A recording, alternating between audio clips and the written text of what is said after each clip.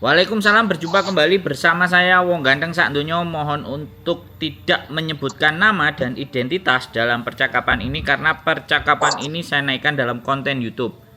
Gimana Mas E? Iya, ini mau tanya, kan ada salah satu PT yang nawarin kerja untuk job laki-laki, itu bener ada nggak itu? PT menawari kerja di mana? Ke Hong Kong. Di Hong Kong. PT. Nah, pekerjaannya apa? Terus bagaimana omongannya mereka sama sampean? Katanya sih cuci piring sama itu apa? Daur ulang, nggak ada, pokoknya 4 katanya itu di sana. 4 apa aja? Cuci piring, bersih-bersih atau apa? Sampean sebutkan yang jelas. Nah, cuci piring di taman, kayak katanya di taman bunga sama daur ulang. Oh. Tuh. Oke. Apa bener ada? Nah, apa bener ada nggak di sana itu? Takutnya kan ini kan biayanya kan lumayan ini. Sampean disuruh bayar berapa? 45. Wow. Oke ya.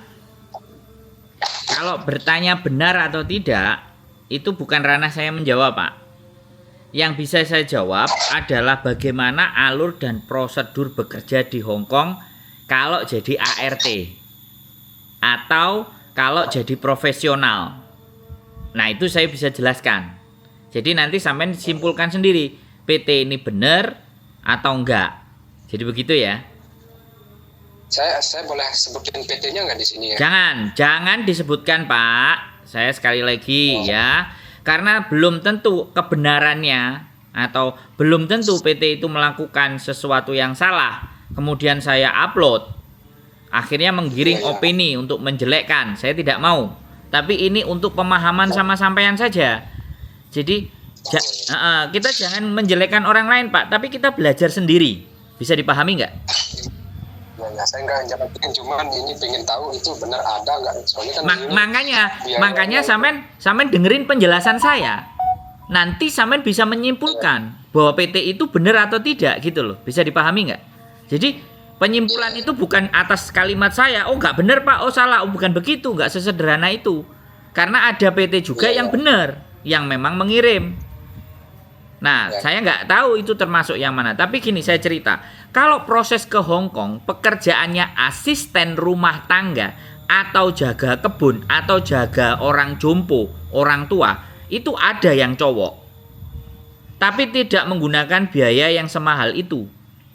Karena biaya kalau bekerja di Hong Kong menjadi asisten rumah tangga atau domestic helper atau penjaga taman atau penjaga anjing, itu bayarnya potongan, Pak. Bukan bayar di muka. Oh, iya. Itu. Lah, kalau pekerja profesional, misalnya tukang las, ya kan? Nah, sopir itu termasuk bagian dari domestic helper. Kalau sopir. Nah, kalau profesional misalnya barista itu tukang nyeduh kopi, bartender juga nyeduh minum-minuman, kemudian tukang las, engineer itu artinya insinyur, bidang-bidang pekerjaan koki. Nah, itu yang menjamin adalah perusahaannya. Jadi orangnya tidak membayar sepeser pun.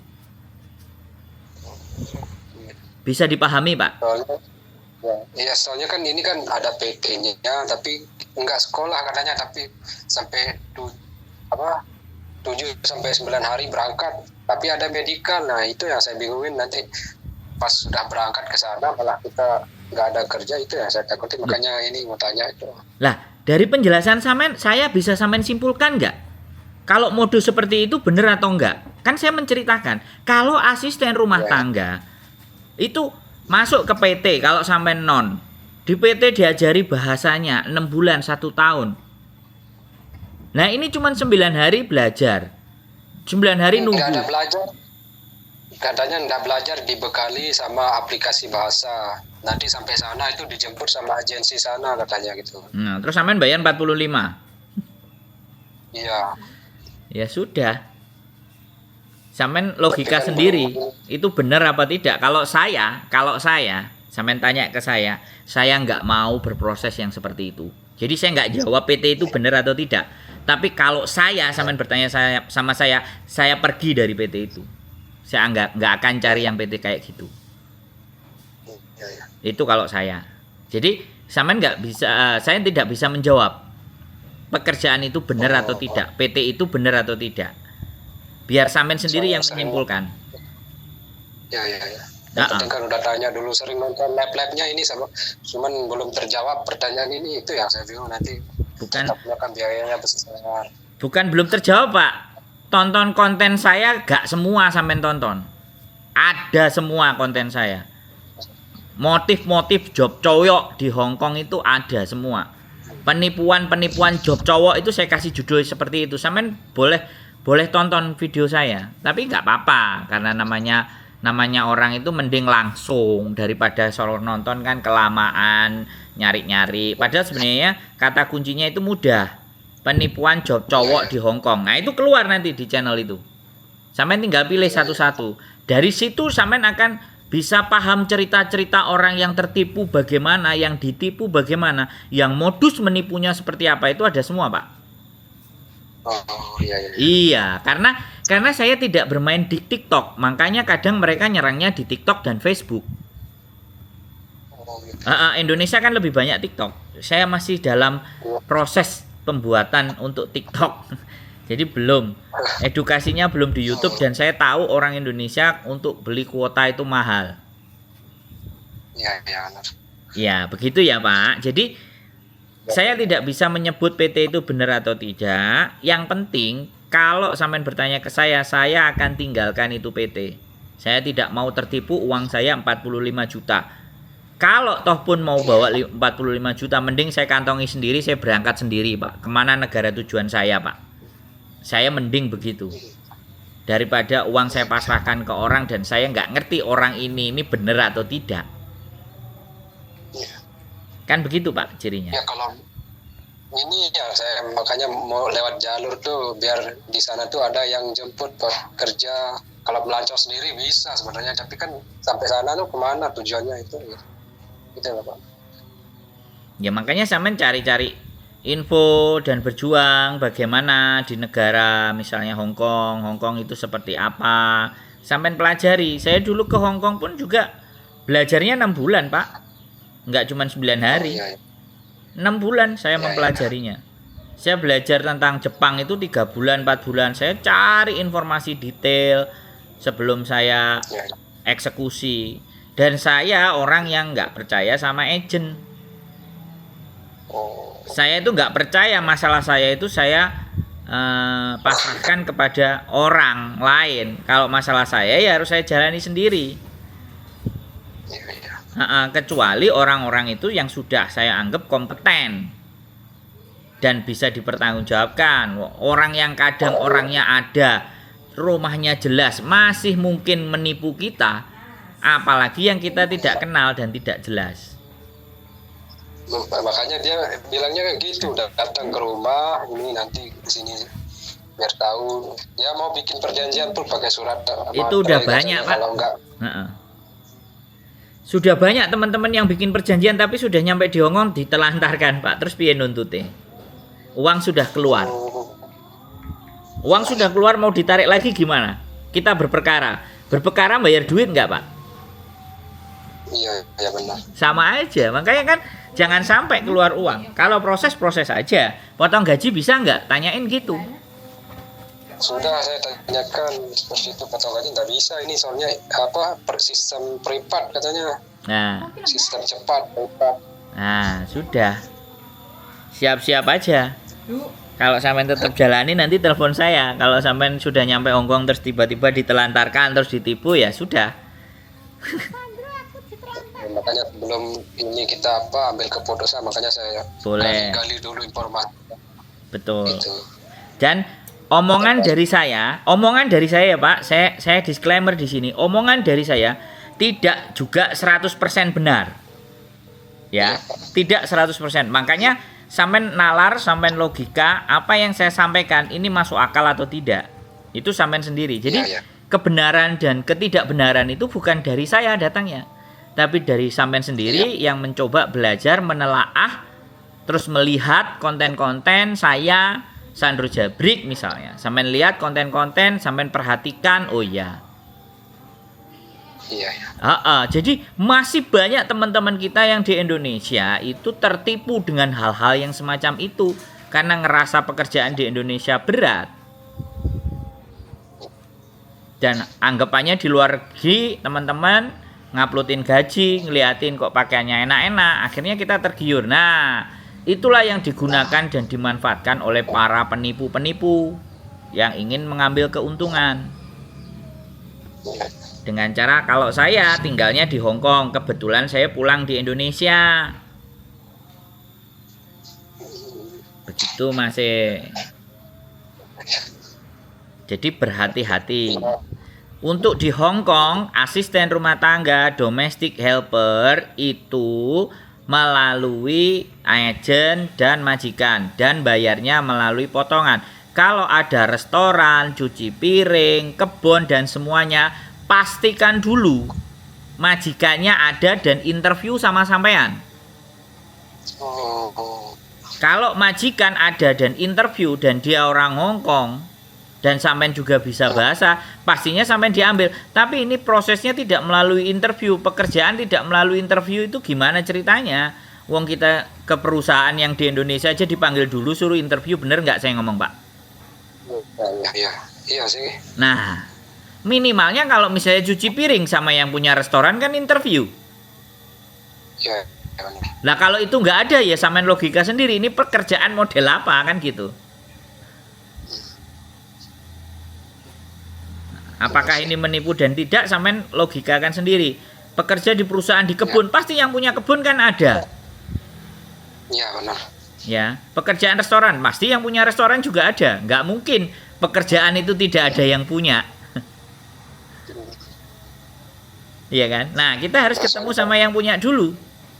Kalau sampean pingin memasang 45, berarti sebelum berangkat harus ketemu sama yang punya ya? bukan sebelum berangkat, Pak. Proses untuk interview, untuk dia mau mempekerjakan sampean ini kan harusnya tahu sampean, toh bener nggak saya ngomong? Iya. Saya mau mempekerjakan sampean, aku pastinya pingin ngomong sama sampean. Iya benar. Iya kan? Iya sih, belum kepikiran ke sananya, soalnya kan udah terbuai sama gajinya Lah. 18 juta kalau kesehatan itu Betul. lumayan nih tapi saya gali dulu informasinya sebelum saya harus ke, soalnya kan lumayan, saya kan dari Lombok terus PT-nya di luar Lombok lah kan. Jangan disebutkan PT-nya Pak, pokoknya jangan disebutkan nama, terus nama agen PT semua jangan disebutin, cuman kita belajar aja. Jadi kita kesampingkan nama PT itu, tapi kita logika aja dulu, kita nalar dengan jalan berpikir kita. Kalau namanya ini pekerjaan agak gitu. Terbuka sekarang ini. Nah, mulai terbuka lah. Betul. Jadi harus begitu Pak. Jadi jangan juga saya menjawab benar atau salah. Hidup nggak sesederhana itu Pak. Hidup nggak cuma masalah benar dan salah. Ya kan? Hidup itu masalah pengetahuan. Hidup itu masalah bagaimana kita menyikapi. Hidup itu bagaimana kita mendapatkan informasi yang cukup. Ya benar Pak. Itu ceritanya. Terus ada lagi kira-kira yang masih mau sampai tanyakan? Mungkin ini udah mulai terbuka ini. Makasih dah. Ya, jangan lupa tonton konten saya ya Pak, biar sampean lebih jelas dan lebih berhati-hati dan waspada terhadap orang-orang yang mau menipu kita. Informasinya juga. Siap. Cukup? Cukup. Makasih banyak nih sekali. Ya, sehat selalu Bapak. Semoga makasih, kehidupan Bapak lebih baik. Terima kasih. Selamat malam. Wassalamualaikum warahmatullahi wabarakatuh. Waalaikumsalam. Oke, buat teman-teman semuanya masih banyak juga ya. 45 juta kerja di Hong Kong, kebun. Ya, kemudian selain kebun, kemudian cuci piring atau apapun lah ceritanya. barang pecah belah. Ingat ya teman-teman, ingat, dalam mencari pekerjaan, dalam bekerja, itu proses-proses mencari pekerjaan itu minimalnya perusahaannya yang mau memberikan pekerjaan itu jelas. Orang yang mau memberikan pekerjaan itu jelas. Dan yang kedua, mereka pasti mau tahu sampean yang mau kerja. Jadi kalau ada prosedur-prosedur pekerjaan yang sampean tidak bisa bicara dengan majikannya, sampean tidak bisa berbicara dengan ownernya yang mempunyai pekerjaan, nggak bisa menunjukkan itu dan hanya lewat PT agent yang belum tentu apakah PT dan agent itu punya legalisasi yang benar atau apapun. Bahkan sekarang PT dan agent yang punya legalisasi yang benar aja masih banyak yang nipu, apalagi yang nggak benar.